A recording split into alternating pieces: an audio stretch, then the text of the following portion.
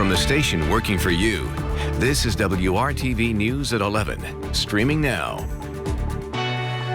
Thanks for staying up late with us tonight. I'm Nicole Griffin. Today was the first day of the biggest expansion of early voting in Marion County since permanent satellite voting was established 2 years ago. Lucas Oil Stadium opened its doors in an effort to cut down on wait times. As WRTV's Troy Washington explains, this location has the most polling machines in Marion County. Yes, this is my 5th attempt to vote. Wow. So it's just hella high water. I will be voting today. For some voters, this gate opening means it's time to make the vote count. They opened up the additional site and figured that this would be the one to try, particularly when I found out that they had like 56 machines, so I figured it'd be a little quicker. Hoosiers tried their luck in line at Lucas Oil Stadium now that it's open as an early voting location. Really, we came here close to about 10 a.m. in the morning, so about 30-40 minutes, and it's moving pretty quickly, to be honest with you. WRTV has been reporting on the long lines at St. Luke's Methodist Church on the north side and the City County building downtown. In some instances, voters say they stood in line up to 8 hours. But many are hoping more than 50 polling machines means that won't be the case here. Well, because I have to work through the week, and I'm not sure what time I'll be able to be off, and so I'm a healthcare provider, so with patient care, and I'm not able to get off, so I knew I'll be off the weekend, so I'm here. Though they are ready if voting does require that, since for some voters, this is still the best option. However long it takes, honey, I'm gonna be here all day. However long it takes. I'm in line, so that means my presence here counts today, and I'm ready to vote. And there is no reason you can't have fun while you wait. No, it's Halloween. I gotta celebrate somehow. Working for you downtown, Troy Washington, WRTV. Troy, thank you. The average wait time at Lucas Oil was about 1 hour today. The stadium will be open for voting again tomorrow from 10 a.m. until 5 p.m. The south parking lot will open early Sunday morning. There will be 1,200 parking spaces available. 49 of them will be handicap accessible.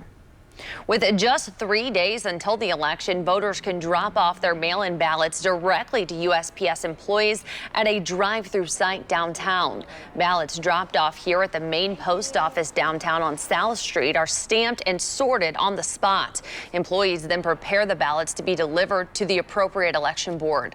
The Postal Service has done this for many years with tax returns, but this is the first time for an election. This allows voters that have waited until the last minute to make sure their ballots are delivered. That's what we do. We take great pride in our role in the electoral process, and so we want to make sure that we give every voter every opportunity to get their ballot in. You can drop off your ballot tomorrow afternoon from 2 until 4 p.m., Monday from 3 p.m. to 10 p.m., and Marion County voters only can drop ballots off on Election Day at this site, Tuesday from 8 a.m. until 10 a.m. All ballots will be delivered by noon on November 3rd. Candidates are making a final push to win your vote. Dr. Woody Myers, the Democratic candidate for governor, was at the City County building in Indianapolis today. Myers is running against Republican Governor Eric Holcomb and Libertarian candidate Donald Rainwater. Myers says he's answering some last-minute questions about his policies, and right now he's just focused on leaving it all on the field. We got to leave it all on the field. We got to make sure that we're giving it our best shot, that we're communicating with voters all the way up to the last minute. That's what we're going to do. There have been a few people that had good questions about my policies on voting, my policies on masks, my policies for COVID-19, and we've answered those questions as best we can. Myers stopped at 3 polling places today: Lucas Oil Stadium, St. Luke's United Methodist Church, and the City County building. With just 3 days until the election, President Trump and Joe Biden and their running mates are barnstorming across several key battleground states. More than 90 million Americans have already cast their ballots, and amid the close race, here's ABC's Karina Mitchell with the details. On this final weekend before the election, both campaigns are making their case to voters across key battleground states. Joe Biden reaching out to voters in Michigan, a state President Trump won by just 11,000 votes in 2016. 3 days to put an end to a presidency that has divided this nation. 3 days. We can put an end to a presidency that has failed to protect this nation. Joined by former President Obama, together for the first time on the campaign trail. This Tuesday, everything is on the line. The good news is, on Tuesday, you can choose change. Biden's running mate, Senator Kamala Harris, working to get out the vote in Florida. I believe that folks are turning out because, again, they know what's at stake. They want to know that they have a president who understands the commonality between all of us. President Trump holding 4 rallies Saturday in Pennsylvania. If Joe Biden is elected, he will cancel and you know that he's going to terminate, frankly, a better word, terminate your energy industry. They want to go to wind, they don't even want wind. Honestly, I don't think they want energy, period. The First Lady also visiting Pennsylvania and Wisconsin. Joe Biden say it will be a dark winter. His solution is to move backwards, to shut things down, to scare the people of our country. That is not leadership. More than 90 million Americans have already cast their ballots, a record for early voting. Voters waiting in long lines in Oklahoma, New York, Florida, and in Georgia. If you want to make change, the best change that you can do for our country is to vote. In Texas, 9 million people have already cast their ballots, surpassing the state's entire voter turnout in 2016. As the deadline approaches, officials in some states now urging voters to drop off their ballots rather than mailing them to ensure they arrive on time. Karina Mitchell, ABC News, New York. Karina, thank you. A reminder, we will have live coverage of everything happening on Tuesday on Election Day live right here on WRTV. We'll look at all the key races, plus we'll have analysis and results when they come in. Look for us on the WRTV app on streaming devices such as Roku, Apple TV, Fire TV, and Android TV. We will also provide you live results throughout the night here on WRTV with a complete wrap-up on the news at 11. Johnson County investigators have a 16-year-old in custody for the deadly shooting of a 15-year-old just outside of Greenwood.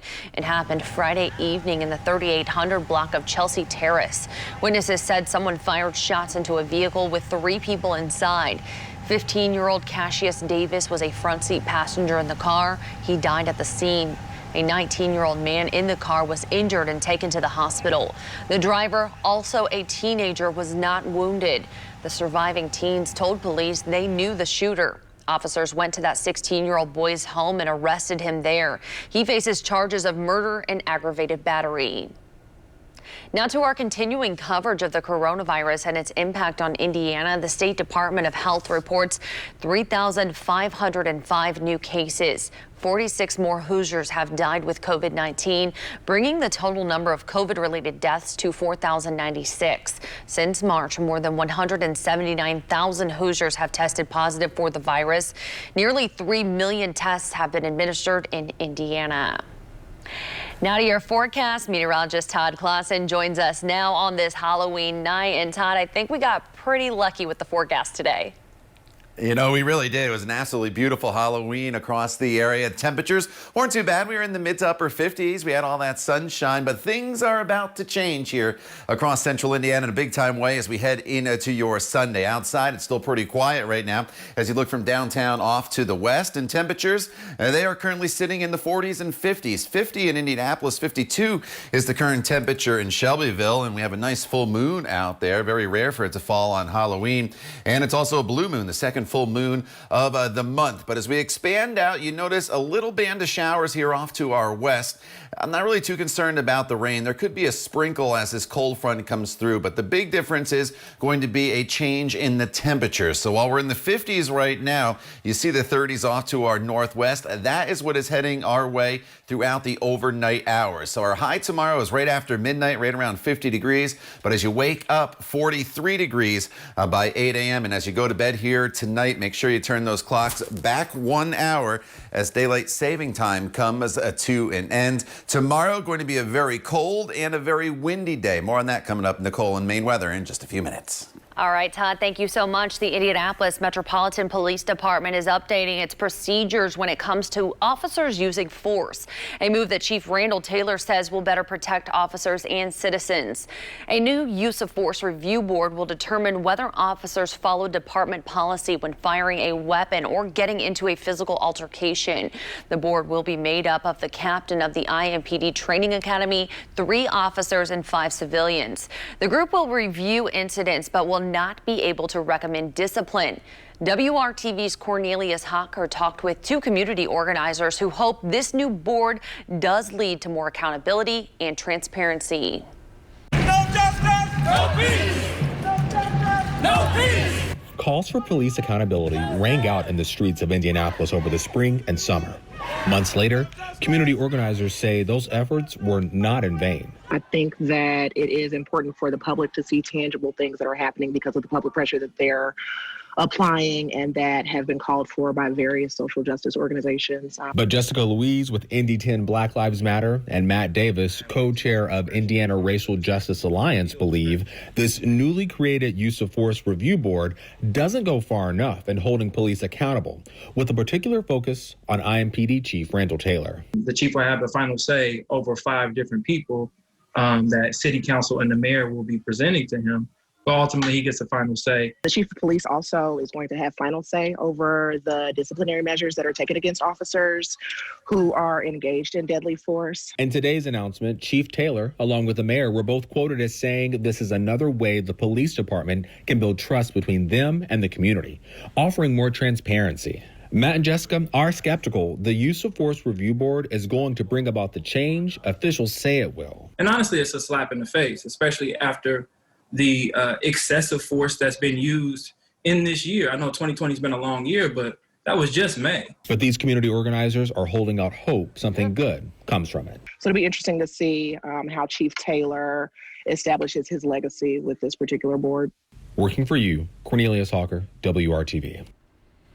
Cornelius, thank you. The 5 civilian members of the Use of Force Board will be chosen by the mayor and the city county council president. Plans for the board have been in the works since 2017.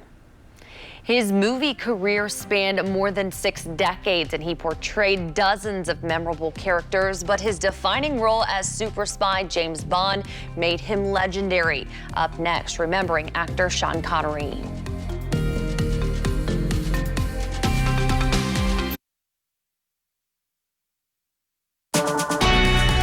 From the station working for you, this is WRTV News at 11, streaming now. Sean Connery, best known for his role as James Bond, has died at the age of 90. Tributes are now pouring in for the Scottish actor, including one from the head of Britain's intelligence agency, MI6. Here's ABC's Julia McFarlane with the details. Born to a working-class Edinburgh family, he died an international icon. Sean Connery remembered above all as the first face of Ian Fleming's James Bond. Suave, moody and sexy, Connery embodied the British secret agent with such style. Bond. James Bond. His performance, blending ruthlessness, wit and his signature accent, brought Fleming's character to life and put him on the map. He took a series of Bond movies to box office success, something not lost on the current producers. Tweeting from the official James Bond account, "We are devastated by the news of Sir Sean Connery's passing. He is undoubtedly largely responsible for the success of the film series, and we shall be forever grateful to him." Connery hung up his gun after 6 movies, and 6 Bonds later, the latest actor to take up his mantle, Daniel Craig, also paid tribute to his predecessor in a statement. He defined an era and a style. The wit and charm he portrayed on screen could be measured in megawatts. He helped create the modern blockbuster. And referencing the late actor's love of the sport, adding, "Wherever he is now, I hope there's a golf course." Scotland's leader Nicola Sturgeon reacting to the news with sadness, tweeting, "Our nation today mourns one of her best-known sons."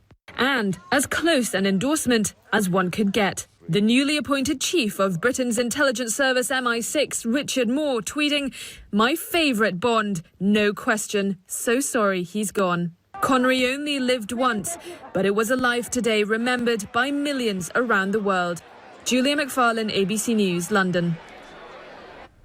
Well, tonight for Halloween, Lawrence police teamed up with community members for a Trick Your Jeep event. The owners of Brickhouse Coffee, who are part of a Jeep club, joined the officers in several neighborhoods in Lawrence. They passed out safe treats for trick-or-treaters from their decorated Jeeps. Everyone who took part followed personal protective measures as recommended by the health department, including wearing masks and maintaining 6 feet of distance. The chief of police says it's a good chance to be able to interact with the community. It's an outdoor event. We're hoping that we can lift some spirits a little bit on this Halloween evening, and and kind of maybe reconnect a little bit with the children of our community. That's something we haven't been able to do much this year. In today's age of COVID and division, we're a small business, and we wanted to know, how can we be involved in our community of Lawrence and back our boys in blue and get out into the community and light the night with our Jeeps. Well, after tonight, leaders say they hope to now make this an annual event. We also visited Fishers tonight, where we saw some trick-or-treaters out enjoying the evening. Video here you're seeing now just west of downtown Fishers. Our photographer says some people were finding unique ways to hand out candy, including using grabber tools to get the candy to the children. Now a little Halloween history for you. Modern day Halloween traditions like wearing masks and costumes, jack-o'-lanterns, trick-or-treating, bopping for apples, and the name of the holiday can be traced back centuries. Ball State University Associate History Professor Frederick Soupy says they can be traced back to the Celtic celebrations during pre-Christian times.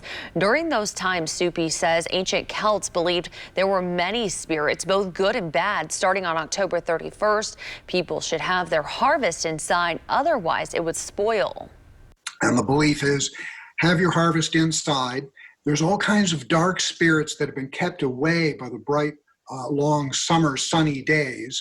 Well, now the dark spirits can come back. So be inside, offer token nice bits of your harvest to the spirits out there so they'll be pleased and they won't cause malevolent problems.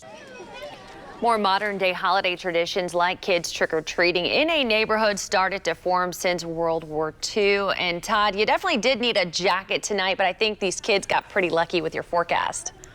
They really did. You didn't have to have too much of a heavy jacket on here throughout the day today. Once the sun set, it got a little bit cooler, but we're going to trade the lightweight jacket in from today for the winter coat come the day tomorrow, because a big change is heading our way as you go to sleep overnight tonight. Right now, we're still sitting at 50 degrees and the wind's out of the south, and that's one of the reasons why we got our temperatures up right around 60 degrees earlier in the day today. And you can see right now we're at 49 in Greencastle, Greenfield 49 as well, Bloomington at 51. These temperatures are going to hold pretty steady for a few more hours, and then that cold front that you see off to our northwest is going to come through, and it is going to drastically drop our temperatures as we head into the day tomorrow. Now, to head of that cold front, you do notice that there is a little bit of precipitation. It's not out of the question overnight or early tomorrow morning. There could be a quick passing shower, but it's going to go through really without consequence. It's probably not even going to be enough to really wet the ground, but if you're up early tomorrow morning, there could be a sprinkle. But watch the timestamp in the top right-hand portion of your screen here with the winds, and then watch the arrows as well. So it remains breezy throughout the course of the overnight hours. Once we get closer to daybreak, and of course there's the time change overnight tonight, so sunrise is going to be just after 7 o'clock, those winds will start to turn more northwesterly, and that's going to drive in much colder air throughout the course of the day, and the winds remain very strong, so we're going to have to figure in some wind chills as well heading into tomorrow afternoon. I'll show you the actual temperatures first here in your planner. And at 7 a.m. we're at 46 degrees. We're at 41 by the time we get to 1 p.m. And then we're into the 30s by 5 p.m. with those very windy conditions. But this is what it's really going to feel like throughout the day tomorrow. As you wake up and around the noon hour, it's going to feel like at or below freezing in many locations. And then as we head into Sunday evening, wind chills are going to be in the 20s. And by Monday morning, we could be in the teens for wind chills, as actual temperatures on Monday drop all the way down into the 20s. So it will be a hard freeze on Monday morning. But once we get past Monday morning, we are going to see our temperatures start to moderate. And next week actually is very, very nice, including Election Day, with a high temperature of 59 degrees. And then eventually By the end of the week, we're going to see temperatures near 70 degrees. So tomorrow, have the heavier coat handy. Monday's very cold, and then better weather is ahead. Brad Brown's up next with a preview of the Colts game against the Lions tomorrow. Stay with us. We'll be right back.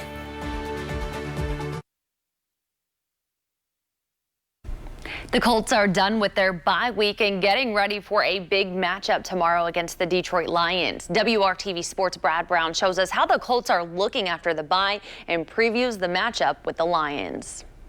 So how good are the Colts? Pretty quickly, we're all about to find out. Indy comes off its bye week with what should be some good momentum after a rousing win over the Bengals. Rested, ready to roll? Well, a warm-up to the main event comes this weekend against the Lions. We focus situationally, offensively, certainly some of the areas that, that have been duly noted that we weren't as up to our standards in third down and red zone. After that, the Colts will have to run the gauntlet through November. 4 straight games against teams that are all currently 5-1. The Ravens, the Packers, and 2 matchups in 17 days against AFC South leading Tennessee. No guy on this defense is worried about stats and rankings. That's pretty good outlook coming out of each game.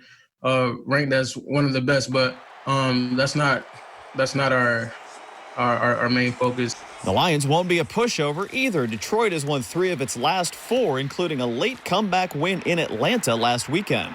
The one advantage is it's a chance to get healthy.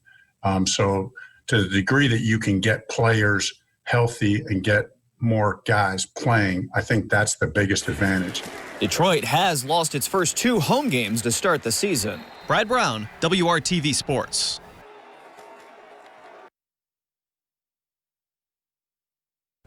We are all looking forward to the return of big live in-person music events, but some artists and people behind the scenes don't want to return to how things were before. As Chris Stewart shows us, they're putting a new focus on making the stage more inclusive. We're now in the year 2020. I think people have had enough. The music business can't have an effect on society until we've held ourselves accountable. I've hit my wit's end with being the only one. Being the only one on a stage that looks like me, that reflects my skin tone. The message that things have to change is growing louder in the music industry. The momentum started with the death of George Floyd. For those of us who have long desired to advance issues of equity and justice, it created this undeniable moment, and we felt like we needed to seize it. Binta Nyambi Brown is a music executive who recently co-founded the Black Music Action Coalition. She says when we look at music labels and publishers, there are few people of color in senior positions. The reality is that when we improve anything for a Black person or for Black artists, Black executives, we're improving the model for everyone. Fits in the Tantrums' Noel Skaggs is focused on having better pipelines to get young minorities into the live music and touring industry through her organization, Diversify the Stage. It's just really about widening the net of opportunity and recruitment and really, kind of being considerate of your surroundings. And I think we as artists, we do have a responsibility to participate in this work. She teamed up with the tour manager behind Never Famous, Jerome Crooks, to expand a resource where touring professionals can market themselves. The effort is already getting noticed, landing them on the cover of this magazine this month. The promoters and the vendors, they have to listen, and they have to want to be better. Another thing that may help with hiring is the newly created Black Tour Directory from Live Nation Urban, which lists hundreds of qualified Black professionals in the music industry. As a Black man in this industry, I just want to move forward, and I want to look forward, and I want to bring people under my wing and bring them up. I would love for an organization like Diversify the Stage to not have to exist anymore. That is really the ultimate goal. It's a start to living up to the promises of inclusivity, an issue they say we can't ignore anymore. I'm Chris Stewart reporting. All right, don't forget to turn your clocks back 1 hour tonight as you get ready to go to bed here tomorrow. Temperatures in the 40s when you wake up, 30s though in the afternoon, very windy as well. with partly cloudy skies. 27 Monday morning, but then a nice warming trend as we head throughout next week. It's going to be a dry week as well, with no rain in the forecast. And eventually, Nicole, highs near 70 by next weekend. All right, Todd, thank you. And thank you for joining us. Have a great night.